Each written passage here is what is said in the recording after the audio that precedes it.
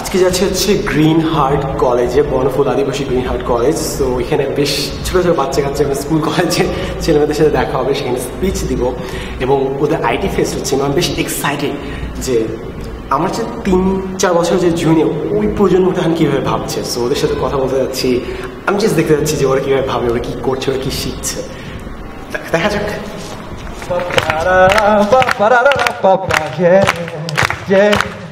আমি যখন জিজ্ঞেস করলাম যে কজন ফেসবুক ইউজ করো, বাচ্চারাও হাত তোলো। আমি অবাক যে বাচ্চারা ফেসবুক ইউজ করে। আমি আমি আমি কবে আমি ফেসবুক কলেজে উঠতে মেবি ইউজ করে স্টার্ট করেছিলাম।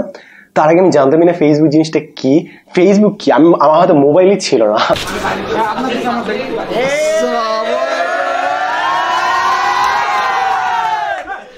একটা ট্যাক্সি ক্যাবের বিয়ে, একটা ট্যাক্সি ক্যাবের বিয়ে আমি কেমনে বুঝছি? ট্যাক্সির বিয়ে, কারণ ট্যাক্সির গায়ে হলুদ। একটা কলম, হ্যাঁ, কোন দেশে বিয়ে করবে? কলম্বিয়া। এখানে কলম বিয়ে করে গাড়ি চালাচ্ছে, পুরো সিচুয়েশনটা কি বলতে পারি? কলম্বিয়া। তারপর পেন ড্রাইভ, পেন ড্রাইভ। একটু হাসো, এরকম করো কেন? ভালো করছো। যখন কলেজে ফার্স্ট উঠলাম তখন মোবাইল দেওয়া হলো যে কমিউনিকেশনের জন্য, এন্ড এই বাচ্চারাও ইউজ করে। এবং ক্লাস 7 একটা ছেলে এসে বলে ভাই একটা সেলফি তুলবেন। তো আমি চিন্তা করলাম যে এখন তাদের হাতে কত পাওয়ার এসে গেছে। এবং ওর সাথে কথা বলতে গিয়ে দেখলাম যে ওরা কেউ একজন ফিজিট স্পিনে নিয়ে খেলছে। তো হাতে ব্যালেন্স করেছে না?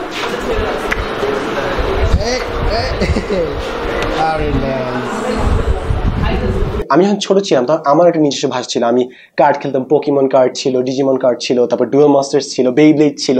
এখন ওরা ফিজিক্স মিনে নিয়ে খেলে। তো জেনারেশন পর জেনারেশন এই জিনিসটা কোন একটা নতুন ট্রেন্ড আসেই যায় বাচ্চাদের মধ্যে। তো এই জিনিসটা জেনে খুব ভালো লাগলো এবং নিজেকে একটু বয়স্ক মনে হলো যে আমি আস্তে আস্তে বড় হয়ে গেছি কোনো একটা সময়। তারপর দেখলাম ওদের আইটি ফেস্ট এখানে কম্পিউটার গেমিং এর ব্যবস্থা করা আছে। এবং আমি যখন কলেজে পড়তাম প্রায় প্রতিদিন কলেজ ক্লাস শেষ হওয়ার পর আমি সব ফ্রেন্ডরা মিলে আসতাম আমার বাসায়। তারপর আমরা সবাই খেলতাম। তারপর সবার জয়পেট ছিল, 4টা জয়পেট ছিল। সবাই ফিফা খেলতাম, FIFA 12, FIFA 14, PES। এবং তখন আমরা সবাই গল্প করতাম যে আমাদের কলেজে যদি এগুলো কম্পিটিশন হতো তাহলে কত জোশ, আমরা তো উড়াই দিতাম, আমরা চ্যাম্পিয়ন হয়ে যেতাম। এখন অ্যাকচুয়ালি এসব কম্পিটিশন হয় বিভিন্ন স্কুল অ্যান্ড কলেজে। আমি চিন্তা করি যে এদের লাইফটা কত জোস হতো, এদের ইমাজিনেশন কত জোস, এরা কত কিছু নিয়ে ভাবে, এরা কত সফটওয়্যার নিয়ে ভাবে, কত অ্যাপ নিয়ে ভাবে, এরা কত গেম ইঞ্জিন নিয়ে ভাবে, যেটা আমার সময় আমি চিন্তাও করতে পারতাম না। একটা পাবলিক স্পিকিং কন্টেস্ট হচ্ছিল, আমি হয়েছে দেখলাম এবং দেখলাম যে একটা কলেজের মেয়ে সাইবার ক্রাইমটা কত সুন্দরভাবে উপস্থাপন করলো, কত রিসার্চ করে উপস্থাপন করলো, যেটা আমি নিজে কোনো আইডিয়া ছিল না যে এই জিনিসগুলো এইভাবে হয়। আমি কিছুদিন আগে সাইবার বুলিং নিয়ে বলেছি এবং এই মেয়েটা যেভাবে নতুনভাবে আমার সামনে উপস্থাপন করলো আমি জাস্ট অবাক হলাম যে এই মেয়েটা যদি ভিডিও বানায়, এই যদি এর যুক্তিগুলো এর জাস্ট বাকভঙ্গিটা নিয়ে আসে ভিডিওর মাধ্যমে, এ কত মানুষকে চেঞ্জ করে দিবে।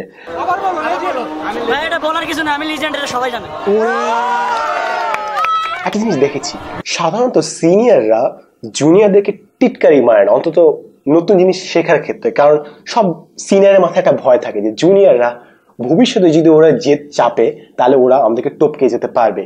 এই জিনিসটা একদম সত্যি এবং এটাই বলে যে জুনিয়ররা যে কোনো সময় আমাদের চেয়ে বেশি জানতে পারবে এবং অবশ্যই তারা সবসময় ভালো জানে, কারণ ওদের সবসময় আগের প্রজন্মের জ্ঞানটা থাকে। আমার মনে হয় আমাদের সিনিয়রদের উচিত যে বাচ্চারা যারা জুনিয়র আছে তাদেরকে প্রপার সম্মানটা দেওয়া, যে তাদেরকে যদি কোনো জিনিস দেওয়া হয় তারা অ্যাকচুয়ালি পুরো জিনিসটা শিখবে এবং খালি শিখবেই না, যারা শিখেছে তাদের চেয়ে ভালো পারফর্ম করবে। আমি কেবল আশাবাদী যখন এই পরের প্রজন্মটা আসবে, দেশটাকে চালাবে এবং তারা যেসব পাওয়ারফুল টুল ইউজ করে বড় হবে, যেসব জিনিস নিয়ে তাদের জ্ঞান থাকবে, ওগুলো যখন তারা ব্যবহার করবে, পুরো দেশটাকে কত দ্রুত বদলে যাবে তা হয়তো আমরা চিন্তা করতে পারি না। আমি জাস্ট আশাবাদী। এবং যেই পৃথিবীতে সংবাদ মাধ্যমে কিংবা সব মিডিয়াতে আমরা খালি নেতিবাচক জিনিসপত্র দেখি, আমার মনে হয় আমাদের ইতিবাচক হওয়ার অনেক কারণ আছে এবং আমাদের উচিত যখনই কোনো জুনিয়র কিছুটা প্রশ্ন করবে তাদের সঠিক আনসার দেওয়া, তাদেরকে আনসার দিতে না পারলে অ্যাটলিস্ট ডিরেকশনটা দেওয়া।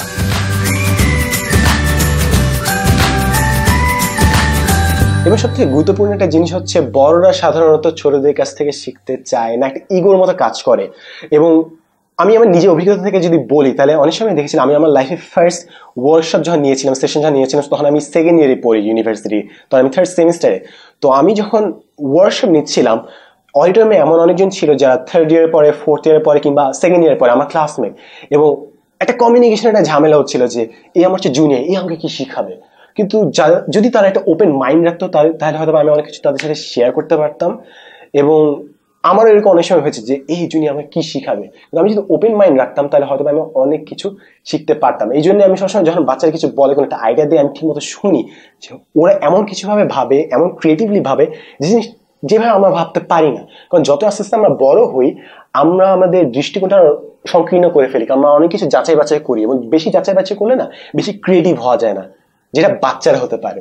তারা পৃথিবীটাকে অত বেশি ভাবে জানে না, কিন্তু এই জিনিসটাই ওদেরকে ক্রিয়েটিভলি চিন্তা করতে সাহায্য করে। ওদের যেহেতু কোনো লিমিটেশন নেই, কোনো যাচাই বাছাই নেই, কোনটা ঠিক কোনটা ভুল, এই জন্যই ওরা অনেক বড়ভাবে চিন্তা করতে পারে। এবং এই জন্যই আমরা হয়তো বা বাচ্চাদের সাথে টাইম স্পেন্ড করা উচিত, তারা কি নিয়ে ভাবছে, কি কথা বলছে, কি আইডিয়া দিচ্ছে, এগুলো জানা উচিত। তাহলে আমরা তাদের ক্রিয়েটিভিটি এবং আমাদের নিজেদের অভিজ্ঞতায় কাজে লাগিয়ে সুন্দর একটা পৃথিবী তৈরি করতে পারি।